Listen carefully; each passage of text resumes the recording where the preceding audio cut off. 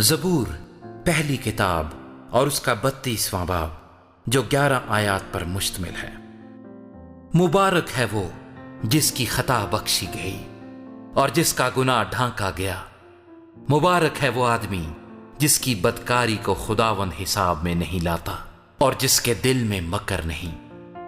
جب میں خاموش رہا تو دن بھر کے کراہنے سے میری ہڈیاں کھل گئیں، کیونکہ تیرا ہاتھ رات دن مجھ پر بھاری تھا۔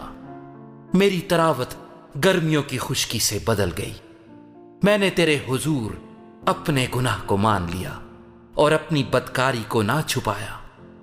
میں نے کہا میں خداوند کے حضور اپنی خطاؤں کا اقرار کروں گا، اور تو نے میرے گناہ کی بدی کو معاف کیا۔ اسی لیے ہر دیندار تجھ سے ایسے وقت میں دعا کرے جب تو مل سکتا ہے۔ یقیناً جب سیلاب آئے تو اس تک نہیں پہنچے گا۔ تو میرے چھپنے کی جگہ ہے، تو مجھے دکھ سے بچائے رکھے گا، تو مجھے رہائی کے نغموں سے گھیر لے گا۔